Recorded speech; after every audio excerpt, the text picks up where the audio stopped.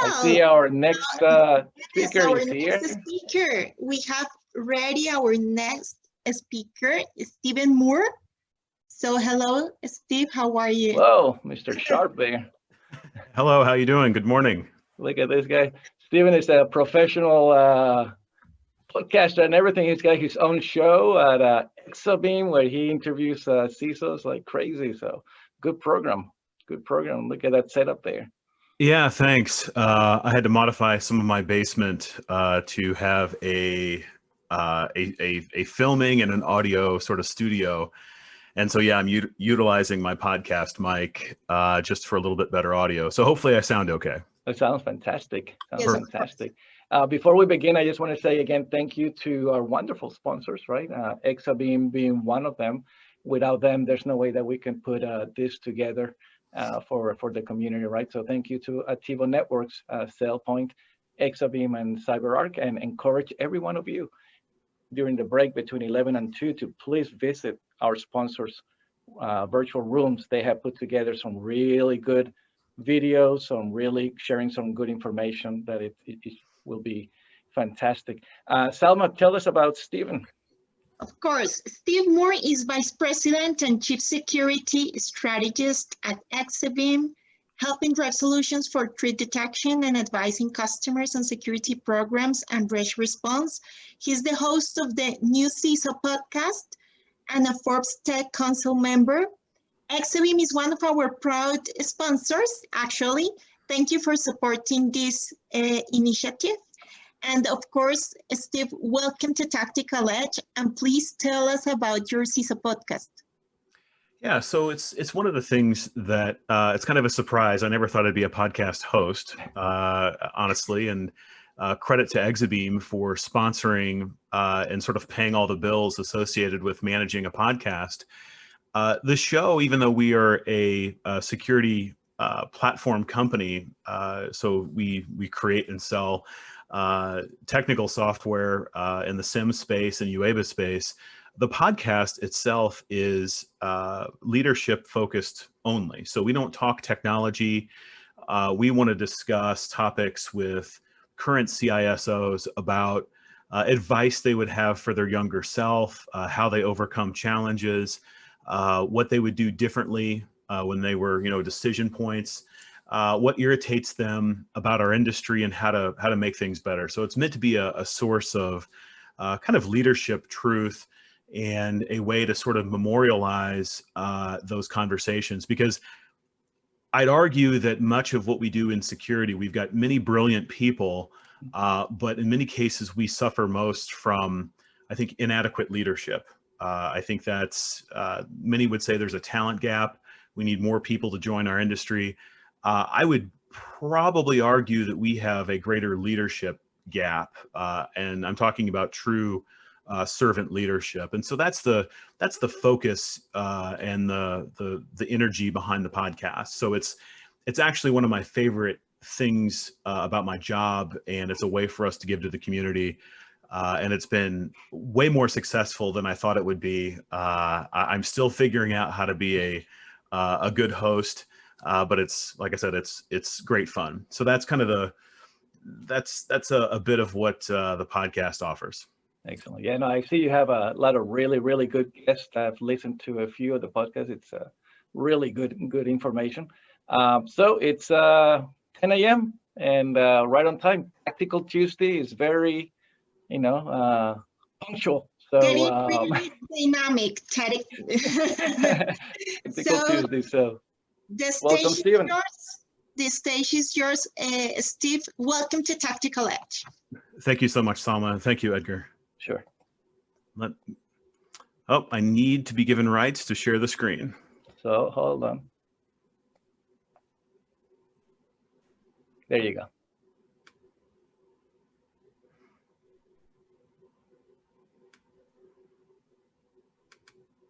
Beautiful. Okay, you should be seeing my title screen. Perfect. We see it. Brilliant. Okay. So the title, hopefully you're here for failed response, breach response for leadership. This is kind of a combination of a couple of different initiatives different presentations that I've done, different thought experiments that I've done throughout the years, and is built upon my own experiences doing breach response and helping others in their problems, right? So you have organizations that have a negative event, they have a large incident or a breach.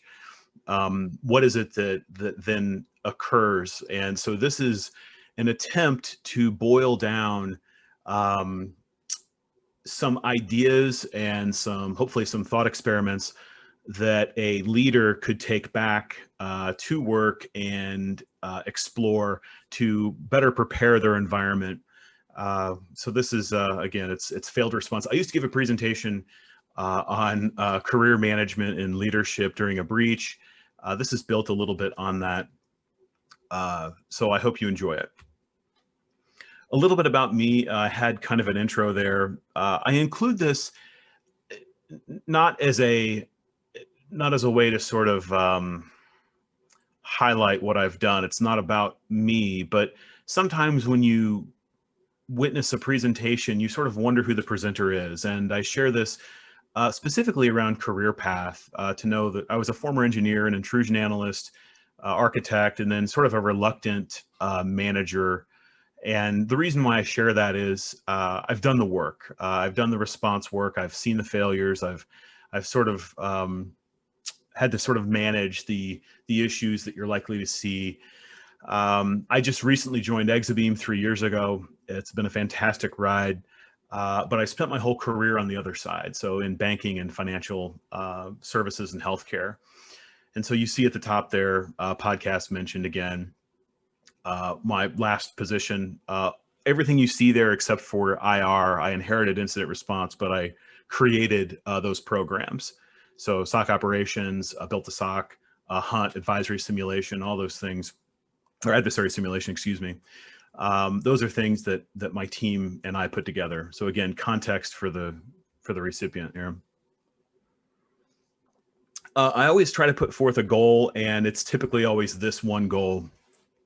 One solid takeaway. So if you take the time to listen to me blather on for 40 minutes or 45 minutes, it's my hope, my sincere hope, that there's something that a story or an idea that you can take back to work and maybe make better. That's my only hope. I don't pretend that the whole presentation is going to be earth-shattering. I will tell you that all of this is sort of the best I know to give, right? It's not something I've carved out of the internet. It's not something that I read in someone else's book.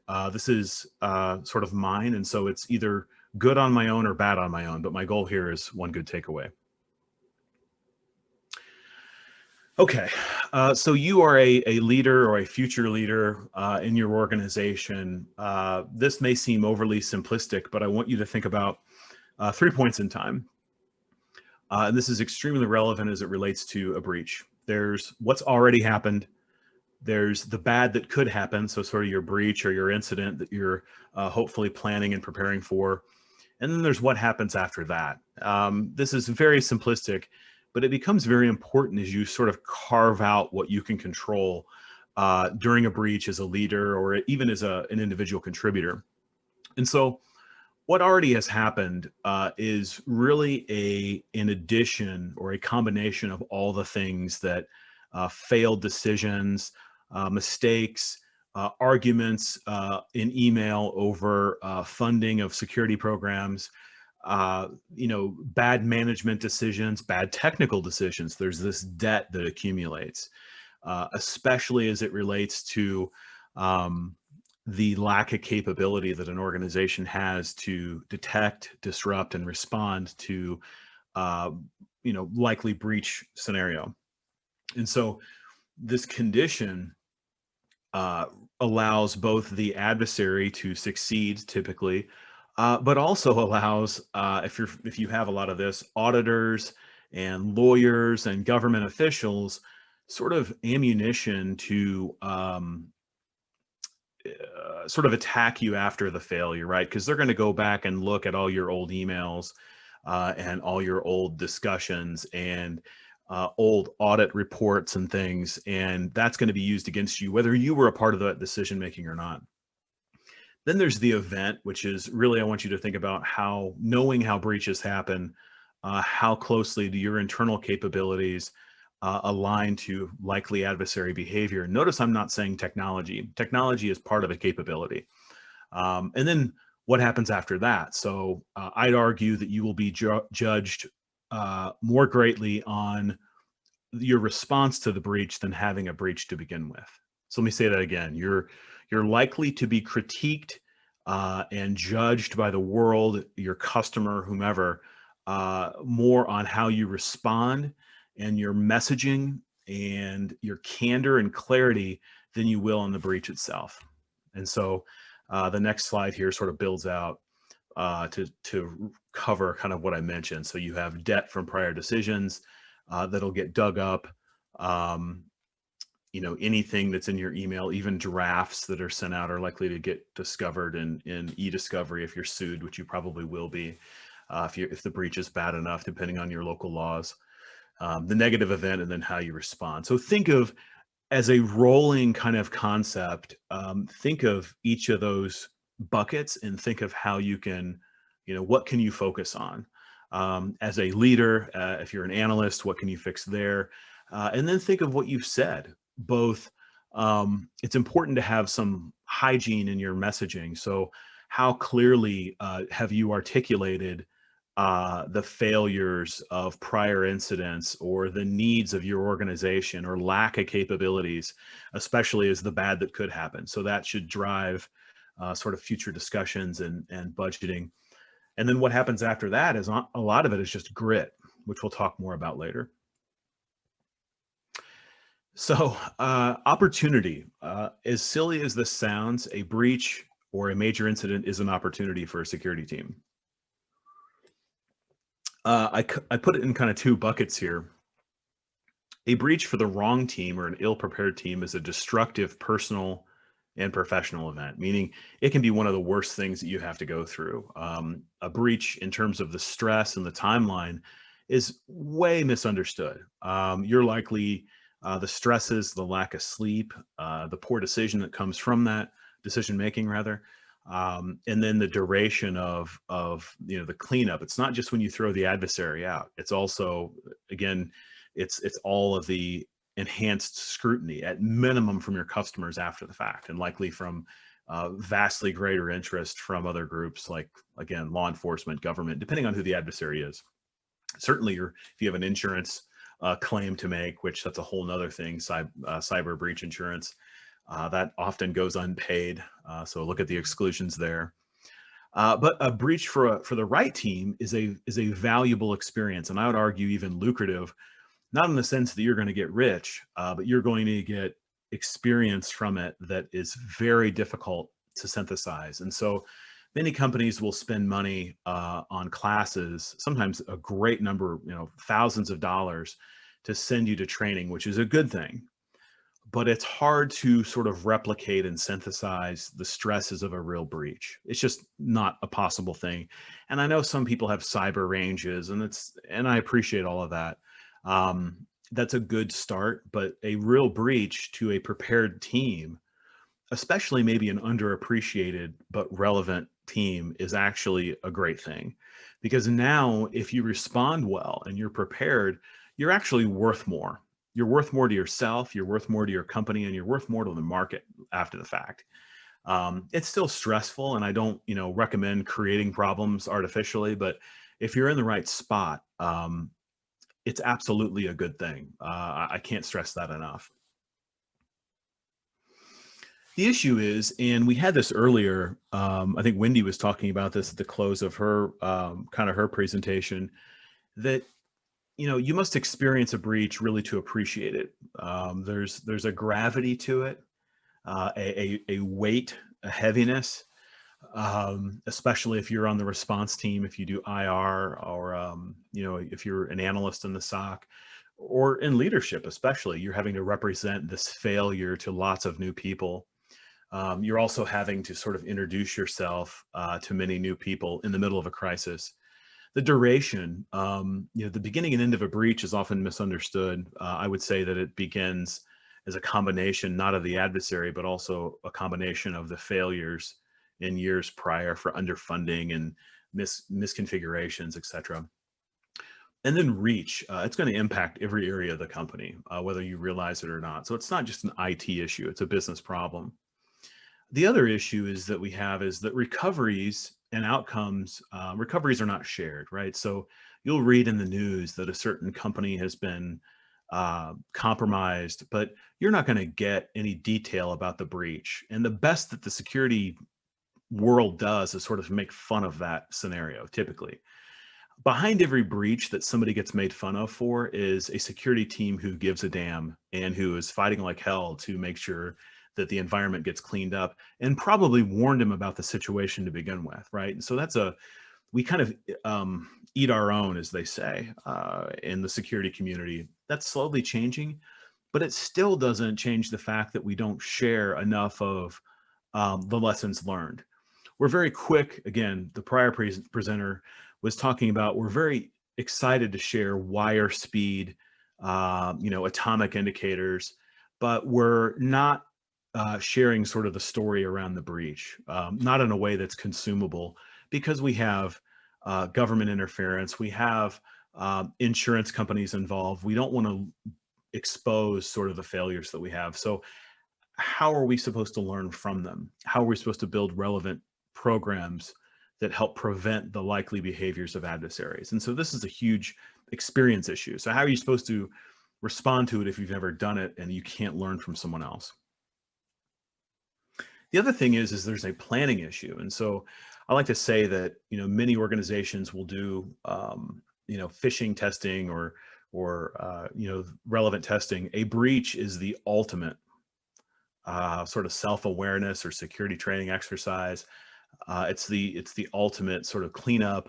It's the ultimate budgeting exercise, because you need to make sure that you know what you want to spend your money and time on, because you're probably going to get approached. The most difficult thing typically for a security team is not money, even though the breach will give you money. It's cooperation. And so typically when you have a breach, you get both. Most security teams aren't sure what to do with that. They might get one or the other, but they damn sure don't get both. So this is an infusion of oxygen to the program. So you have to use it wisely. Unwanted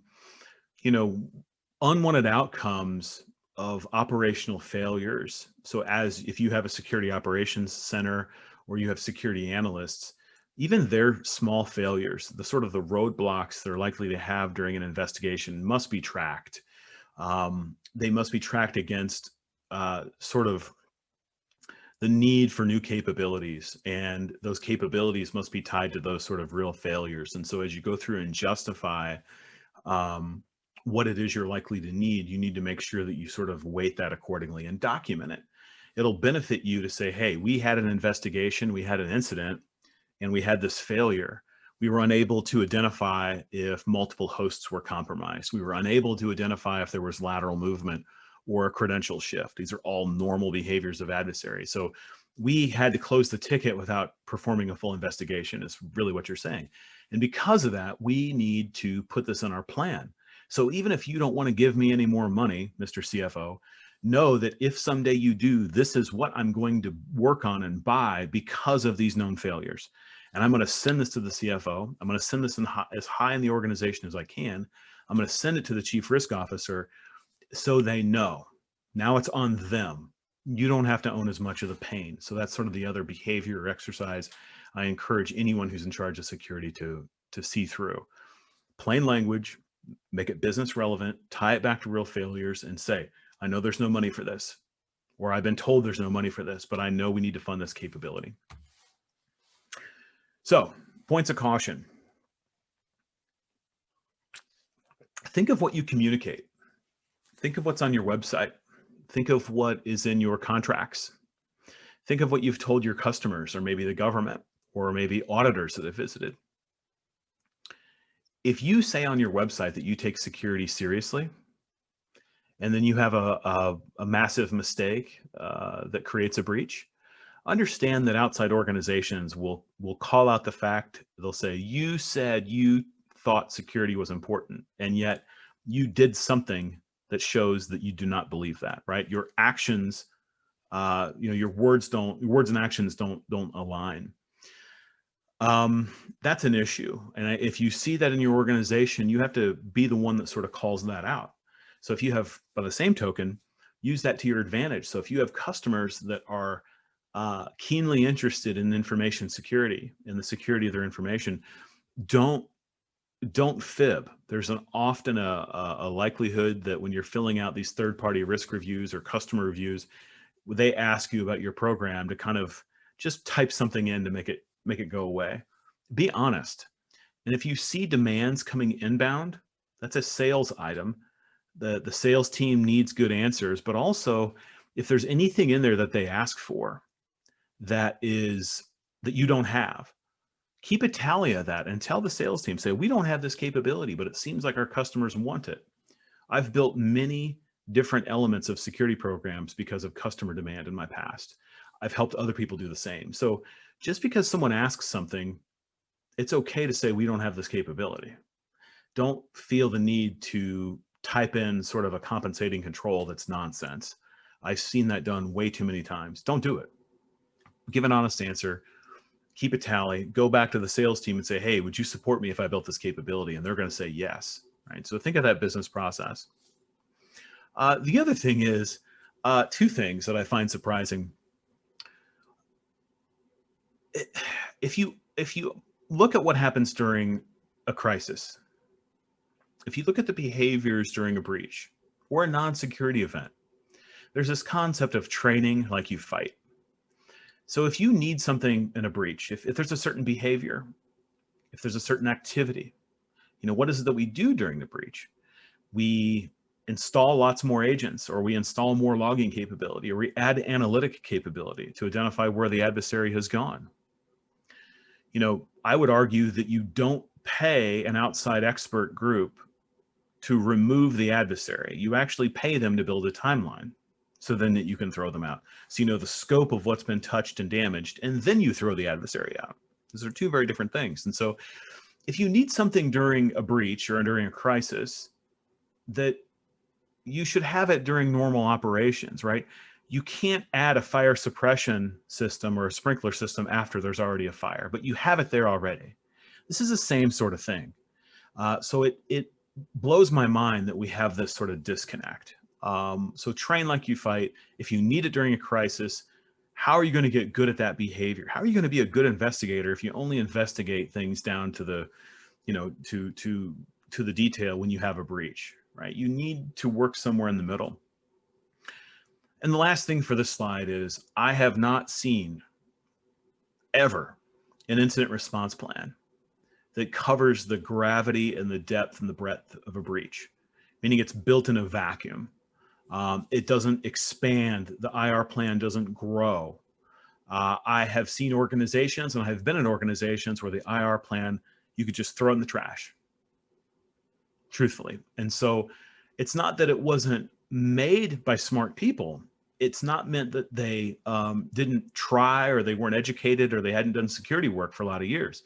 It's just that the behaviors that you have don't align during a breach. I'll give a small example. In most breaches, you have to introduce yourself to new people. You should never be introducing yourself for the first time during a breach. That's a failure right out of the gate.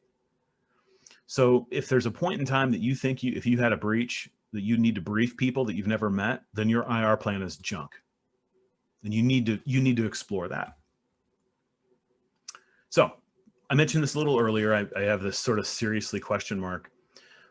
This lines up some of the work that I think that we're going to need to do here in some of these exercises I'm going to run us through. Back to, have you ever told anybody that you take security or privacy very seriously? Have you also been a part of an email thread arguing about some sort of security control? This is very common. Or have you ever had an analyst say something snarky in an email about a security event, in investigation, that somebody was dumb, or some unnecessary snark? Are you Or is your CISO or CEO ready to tell someone that you've been a victim of an attack? Are you ready to share all your internal emails with the government, with auditors, maybe with the media? And who's going to represent that? And it's not who you think. And it's going to take more people to represent all this message than you believe. It's not just going to be the CISO and the CEO. Far from it. So the best thing I can offer, there's kind of two routes we'll run. One is a simple self-evaluation, but I see it trips most organizations up. And it kind of an executive exercise. It's really a kind of an executive tabletop. And the good news is both of these are free, meaning you don't necessarily have to pay an outside expert group to do it, which is good. So even if you have no budget, you can explore these on your own without sort of needing money or some sort of penalty. So the first one is, and this is good for a technical group or an executive sort of going down and visiting your security team. So time to answer is something I made up. It's a concept actually around police investigations. So it could be, would have been relevant 100 years ago, but it's still relevant now. And the idea here is both, can you perform these actions and how much effort does it take? How much time is involved? Because time is very important, effort is very important. And so, if you're an executive, much of your brand is based on the behaviors and the completeness of the activities that the security team performs. Meaning, if you don't have a relevant team, you're sort of counting on the fact that they're going to be relevant and avoid crisis, because that's going to impact your company's brand and your individual brand. And so what I like to do is give sort of a homework assignment to executives and say, hey, look, I want you to visit your security team. If you haven't done it, you should. And I want you to go and ask them, what is their favorite security tool? Don't care what it is, go pick one. And what is your favorite alert? And show me that last alert, right? So tell me about that. And be interested. And don't scare them, right? Because you may not have been around. So let them know. And you're sort of asking them about their job. And then out of that, take this one event and ask them these following questions. So take an antivirus alert and ask them, like, how long does it take you to identify the person involved, and or who was signed into the asset when the event happened? What happened before, during, and after? So how are you sort of completing the story? Is this normal? Which gets into, how do you compare? Does this usually happen or not? Sort of modeling that. Why did it happen? And what accounts were involved? And how long does it take your team or you to put all this together?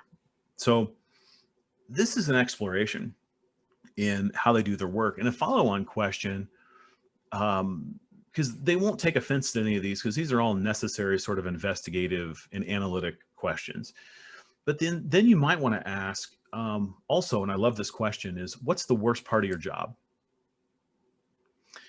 And this exercise should just a little bit illuminate the confidence or lack thereof that you as an executive or a leader should have.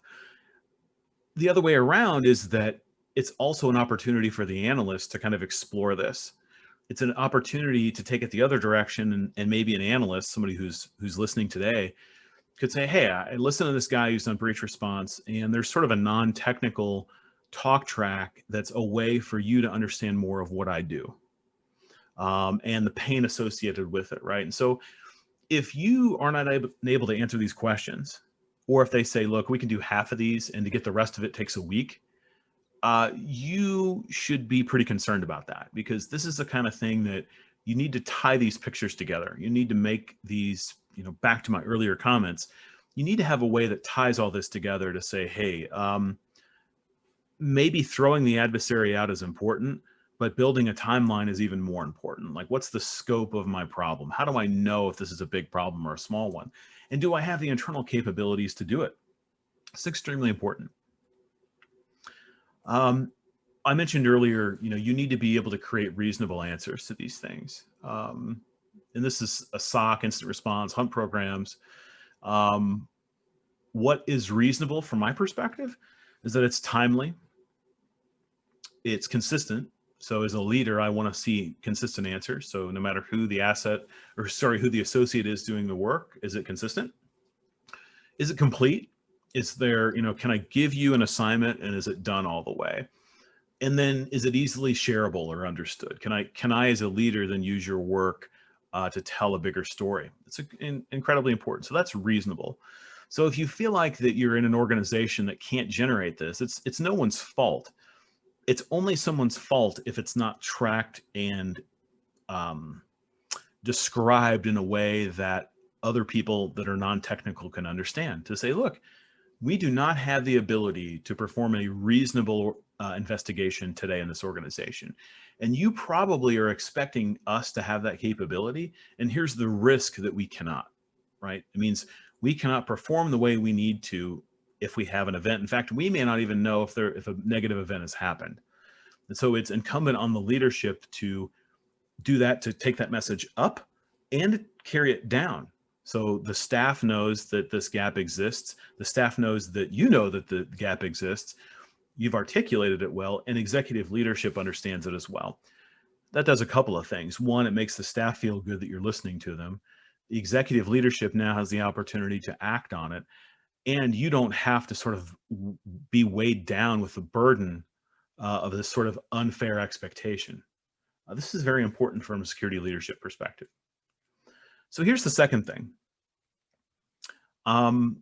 is a letter. It's an executive tabletop exercise. That's really one of my favorite things to do. The question I ask rhetorically is, have you ever had to author a letter to yourself? And I've actually had to do that in my past, and it was a breach notification letter. So I had to help write a letter that's, notifies the world that you've failed. And that experience to me was pretty interesting. And actually, it was weird to get the letter in the mail and you sort of, I remember writing part of this. But it's actually an excellent exercise. And my advice is, you should, with your executive leadership team and your lawyers and a mixture of representative, it could be privacy officer, corporate communications, you should write your breach notification letter before there's a breach in the form of a tabletop exercise. This is the best exercise I know, simulated exercise, but it's actually something relevant to create downstream change in an organization. And so there's an idea, the story I'll tell, I love history. So everyone knows the Nobel Prize, Nobel Peace Prize. But most people, if I ask them about Nobel, they say, oh, the Peace Prize, the Peace Prize. Well, actually, Nobel, he was a very different man than you might remember or might know of him today. The most interesting thing is that he died, and in the papers they said the dealer of death is dead. Now, what does this have to do with security? Well, it turns out that this wasn't Alfred; it was Ludwig who died, and Alfred got to read his own obituary. His brother was partying down in Cannes, where they have a film festival, and so he's in France partying, and he dies. And this man has an epiphany and says, I don't want to be known as the dealer of death. See, it turns out he perfected dynamite and he was a war profiteer, but he wanted to clean up his image. And so what he did is he allocated a bunch of money to this peace prize, sort of the opposite of death is peace, or opposite of war is peace. So he kind of had this ability to see the future and get ahead of this problem. Charlie Munger, who's one of Warren Buffett's, actually the co-founder of Berkshire Hathaway, does this same exercise, this sort of precognition kind of thing. And so you need to do the same thing. And the way you do it, the analog into this for security people is a breach notification, or a breach in the breach notification letter is sort of your obituary, if you want to connect those dots, right? And so what are you going to say in your breach notification letter? That's the question you should ask. We often see words that you see on this slide here. You talk about discovery. Everyone always says it was a sophisticated attack. right? It's advanced persistent threat, maybe. We never have unsophisticated attacks against us that are successful, right? They're always really sophisticated. You talk about how much customer information was impacted. You talk about that you've brought in outside expert help. You talk about the government's involved, and you're going to strengthen your security. And this is just the intro. This is just the introduction to the breach notification letter. These points here. This isn't even in the meat of it. And so it's important to explore this. So when you share these, how do people view these types of messages, right? How will your customers view your response and view the words you choose, and auditors and government? Everybody's going to judge you. So how good are you going to be at delivering that message? What could have been better, right? So if you practice this a little bit, have some muscle memory, and you can make observations, you can make these statements, but then you can say, hey, if we talk about that we detected our own breach, do we have the ability to detect our own breach? Which gets back to my earlier set of questions. Do we have an internal capability, or is it likely that law enforcement or a customer would have to notify us that we've been hacked? What's the real view of this? So if we say in our letter that we're going to practice our breach response, that we identified this, what's the real likelihood that we could really identify this? So this is all a very interesting thought experiment. It should be done under the direction of counsel. Your lawyer should be involved. It should be a draft. But as you tease through this, this is, your messaging becomes very important, right? So again, who writes this letter? Who has to author this? What are the words that you choose? One thing is how will updates be provided? You're going to provide them on Twitter? You're going to put the updates on your website? Well, what if your website's hacked? Then where does it go? How often will you be talking to the media? If it's a big, big enough event, you may have multiple people. Who's going to represent it? Is it the CEO? Some organizations don't want to put the CEO out in front. Sometimes it's the CISO. But sometimes you get so busy that there's multiple events going on. There's multiple interviews going on. What if the CISO and the CIO are being interviewed about the problem at the same time? Who is going to prepare one for the meeting? That's something I've had to spend some time with. How many people do you have in your security organization that could speak to the media? And don't tell me there's just one. That will not work. How many people could speak to outside legal counsel? How many people could be deposed? I've done that, right? So when you do e-discovery, when you do deposition prep, who's ready to carry the security message for your program? And it better be more than one, and it actually should be more like 5 to 10 people, a mixture of technical and leadership, truthfully. And you had better be good. You better get good and put the effort in. The other thing is, as I mentioned this earlier, if you have a failure, you need to have a plan going forward, right? You need to know, even if you have no budget and no cooperation, you need to have kind of 3 messages. One is who are you? What do you do? What does your program do? And where are you going? And where you're going is your future state, your future 1 year to 5 year plan. And you need to map out the needs for what that is. And again, those are tied to real observations and failures. So all of that, you need to have that in your back pocket, because what happens if I came to you tomorrow and said, look, you've got 10 more people you need to hire before the end of the year, and you've got $50 million to spend, or $25 million to spend, or $2 million to spend. I need you to build a relevant program around that. If it's a little easier if I ask you, do you know what you want to do? And you say yes. It's even better yet if you vetted that with this group ahead of time. All right, to say this is, again, back to, I know I don't have money right now, but here's what we need to do, and it's based on known failures.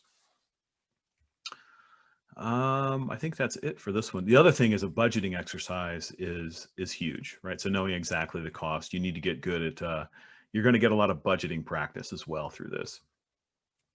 So outcomes, why do we do this stuff? This letter is a group project. This is something that needs to be iterative when you make statements in it. Any pauses that you see. So if you ask like, okay, who's going to deal with law enforcement, or who's going to write the introduction, or who's going to deal with, the cyber insurance.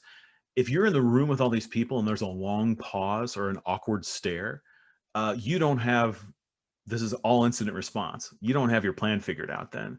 If you don't have people saying, this is mine, that's yours, this is mine, you need to figure that out. And so the writing the letter is really a catalyst to downward work stream, which is incredibly important. Also understand again that you are going to meet people, sadly, that are really pissed off at you and you've never met before. So there's this uncomfortable existence that goes on if you have a real crisis. And so hopefully if you do this sort of tabletop, you're meeting some people for the first time, right? And so now you don't have to make that introduction kind of during a crisis because you've already met at least once. And this is something that I think you should refine and have this sort of, they refer to it as a drawer statement. There's one of the guests on the podcast talked about this. This is just another form of a agreed upon message, but the message has ingredients in it that should kick off sort of work to be done and reevaluated, which again could be budget requests, could be updates to the IR plan, things of that nature. So here's sort of a visual representation of what we have, sort of a known failure, in this case, a breach. We have this messaging exercise, which is the breach notification letter. We're going to outline the gaps that we see. So, oh man, I didn't think of this, or we don't have a person for that, or we really don't have that capability, or we don't have a relationship with any outside help or law enforcement.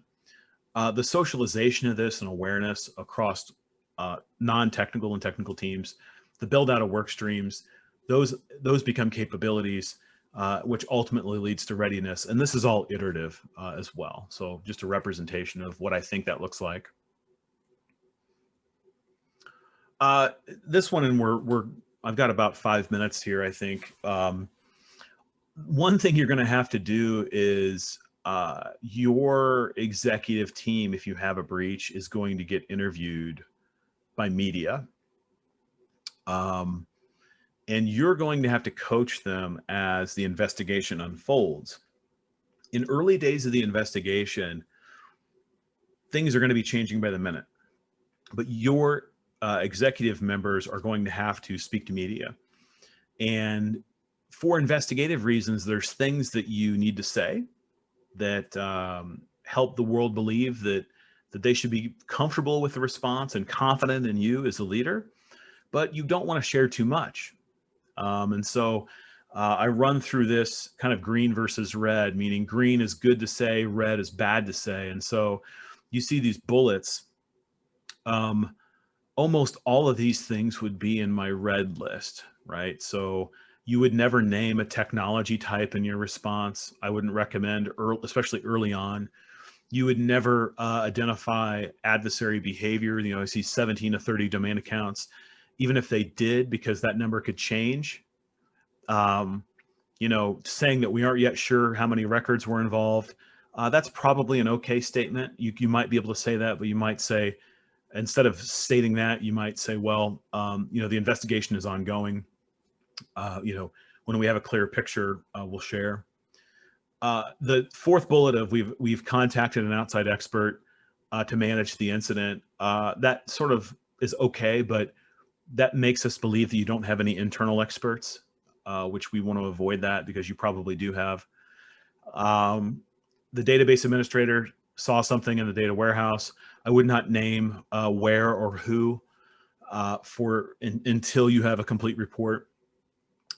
Attribution, which is the second to last, I would avoid that completely. That's best done by people who have militaries and governments that can sort of call that out. There's no advantage to calling that out, and you'll probably get it wrong anyway. And this one comes firsthand. There was a message that I got, was a part of, let's say, and that says we've corrected the vulnerability. this may be a language thing, but the vulnerability makes most people believe that there was a missed patch that led to the breach. And in this example, there was no missed patch. So in the simplest terms of vulnerability, and it was a lawyer who put this in, you would think that, oh, they missed a patch and had a breach. Just make sure that you review these messages, that someone technical reviews these talking points even after the lawyers sort of view them. And then also know that you need these types of drawer statements for executives. What are sort of safe phrases that are accurate and safe to share, but don't illuminate too much of the problem, because it can change.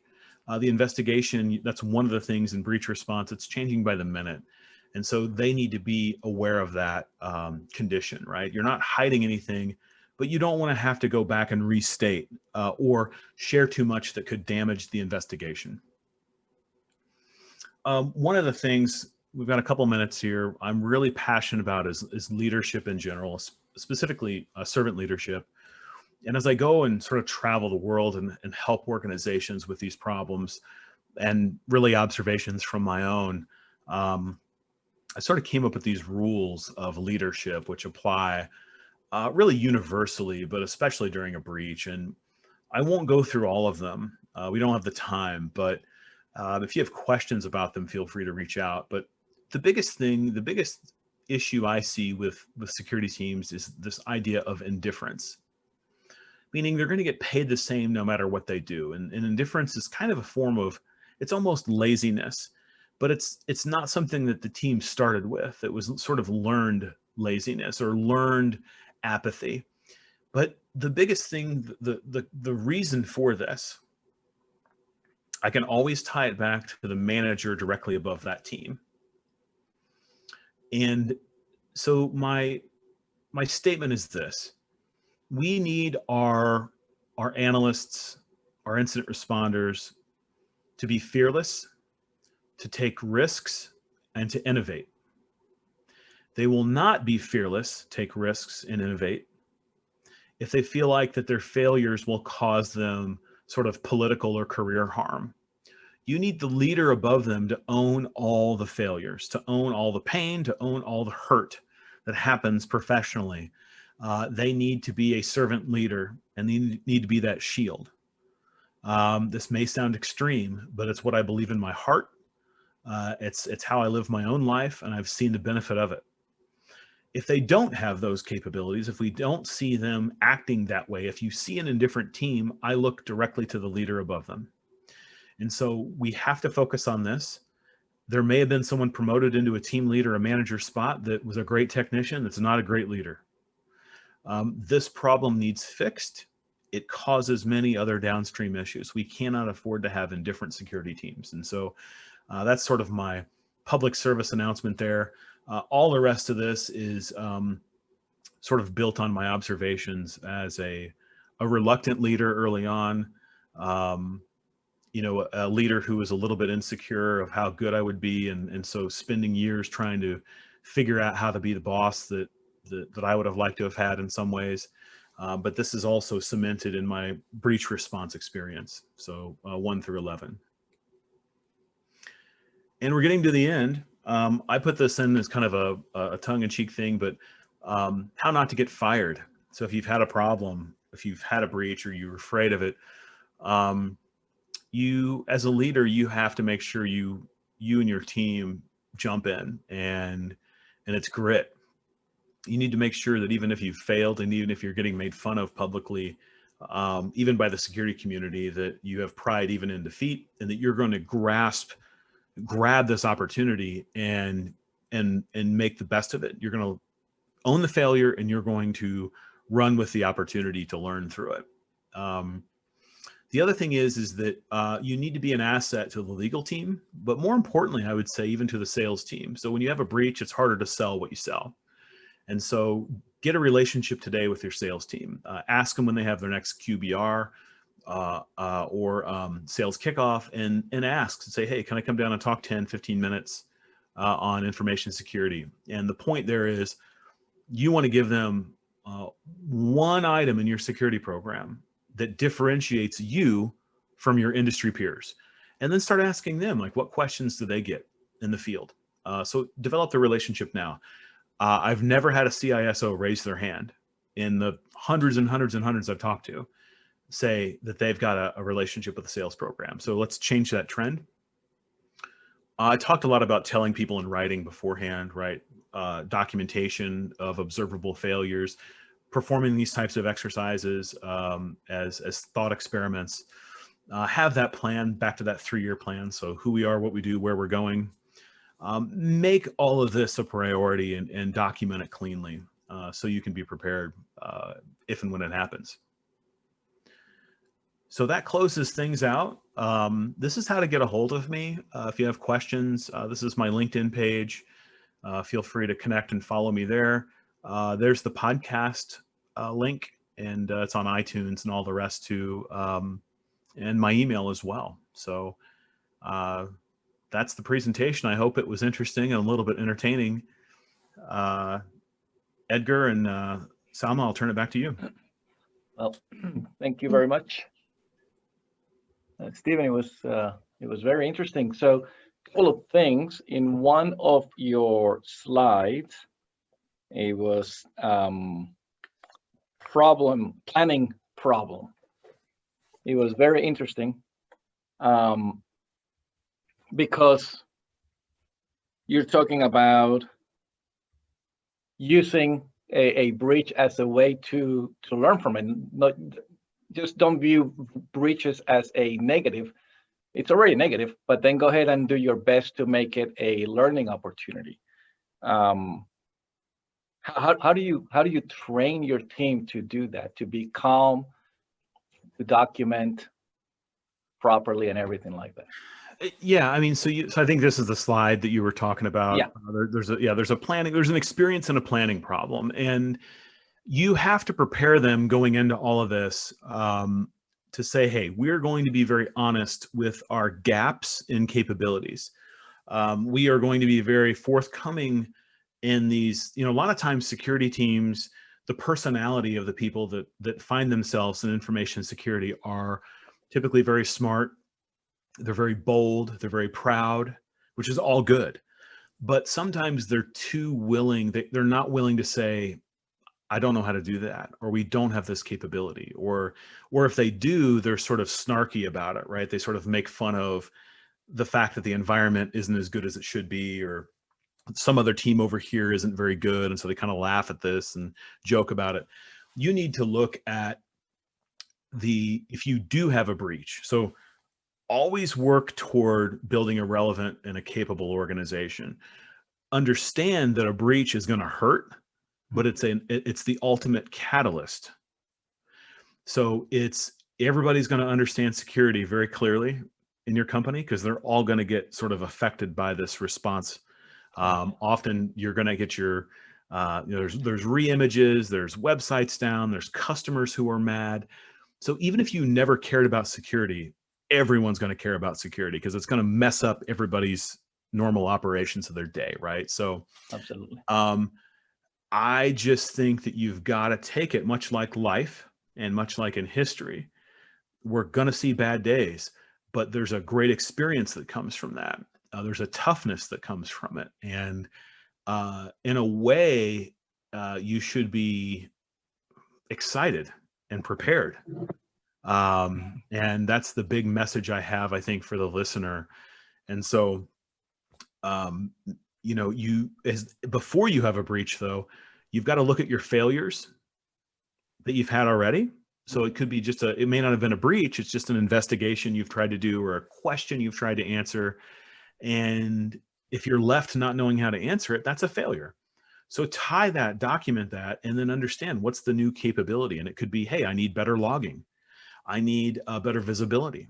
I need to be able to see into this cloud environment. Or, hey, I went to go clean this up and I'm not able to, right? I tried to respond and I failed. And so keep it that, and you'll be better prepared than most. Okay. Another slide, you had breach messaging. And I found that extremely interesting because yesterday, I don't know if the people here got to see the John Svatzik's session on gamified tabletop. But we did a nice session yesterday. It's already available there on demand. And the breach was obviously, ransomware on a company. And the press started calling, right? And in this case, Salma was the person receiving the calls from the press. Yeah. We want comment. What is your comment? We heard this on the in the rumorville that you've been attacked. What comment do you have? And obviously, this fictitious company had not prepared for that. And so the question started to come up, who should answer that? And then not only it's like, who should answer that? It's like, what are you going to say? Right? Right. So it's really interesting. You have, and I understand you can be extremely well trained in media, and that's a lot of it, right? Most technical people have no training in this. They and I've had a little bit, just a small amount, but it's tough. So that's part of the equation. How are we going to deliver a clear and a confident message? But then the other piece is, so you might bring an expert. So external corporate communications may have an outside expert. The problem is many of them have never done breach response. And so we're really good at one thing, but we have what's called a vacuum of experience in the other. And so what's the right formula? And I don't know where you were going with it, but that's a very real challenge that many companies say. They say, the corporate communications gets an outside expert to manage some of this, but then who briefs that person on what to say? Yeah. Like how do you, so what, it's an amazing, an extremely relevant topic. I could spend all day on this. So what did you guys do? Salma, how'd you do? How did you answer the technical question? No, I need to ask Ed for help, really. I was the CEO. So exactly. I went straight to my legal department. How do I answer this? So no, but again, it's interesting because that was how you started your presentation. Yeah. That a lot of the times you're judged not by the actual breach, but by how you communicate it. Especially if you're a large company with a lot of public facing. It's very interesting. If a quick story. So I was working a breach once, and it was day 2 of the breach. And at the time I was a director. So pretty high up, but I was not in charge, right? There's lots of people above me, a lot bigger titles and fancy people. But we had to get on a call with 1,000 of our largest customers. And it's day 2 of this massive breach.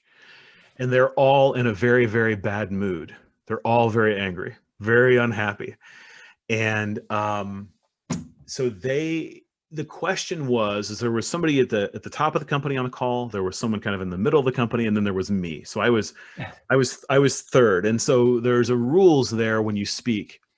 So if the person at the top doesn't want to answer, they defer to the person below, and then I can talk if they don't want to take the question, right? So there's these rules. But the question was, again, day 2 of the breach, and the question from a customer was, can you share with us the cyber kill chain of the breach? Wow. And this is the detail. This is like the full story, the full technical story of how did the adversary get in and have success and steal and leave. Right? Very detailed.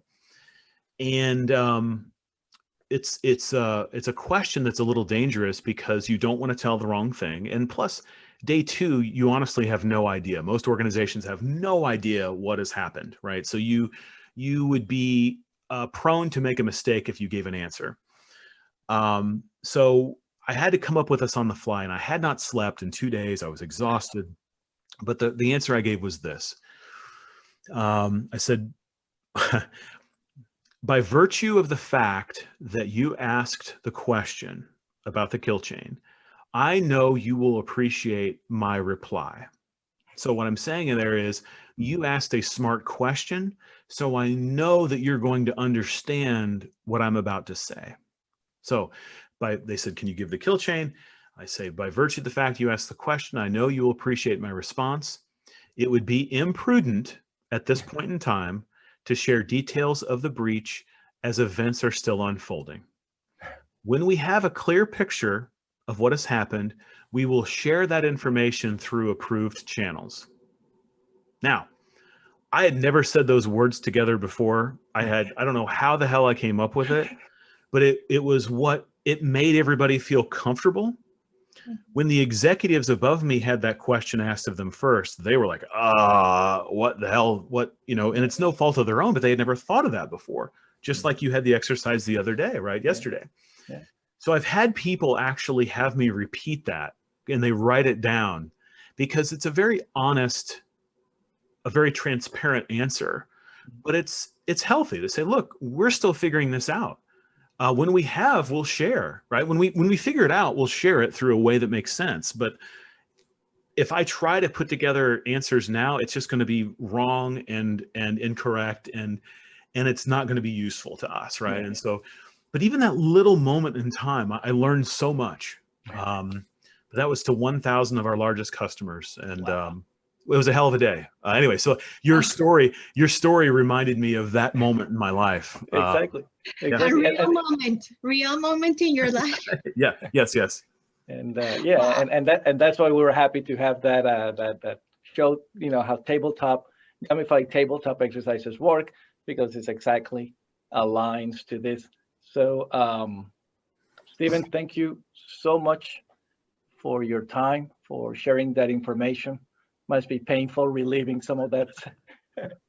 No, I enjoy it. You're very welcome, and I enjoy sharing this. This is a passion of mine. Both working at Exabeam, working on tools that are relevant to solving and preventing these types of problems. We work on the detection and response of these types of issues, and speeding up those questions I mentioned earlier, but also being a resource to leadership, not only for the technical advice, but maybe even bigger yet, the leadership messaging. So again, thank you. And if anyone would like to get a hold of me, this is how to do so. But thank you so much, and have a great day. You too. Thank you, Steve. See you. Before we go, Selma, really quick, as a small, let's say, event here, we rely on our sponsors, right? Exabeam, CellPoint, Ativo Networks, and CyberArk. So we, ask the big favor to go ahead and visit them, make them feel loved, thank them for their effort, so that we can continue providing this type of events. Not only us, but all the other, smaller events like the B-sides and stuff like that. We definitely need your support to continue doing this. And so thank you so much. Selma, take us away. We continue. We will see you later at 2 p.m. in our Tactical Tuesday. Tactical Tuesday with Elizabeth Worthen and Pablo Brewer. So thanks very much for being here, and we'll see you in a couple of hours. Thanks, Stephen. Thank you. Be well. Bye. Thanks. Bye.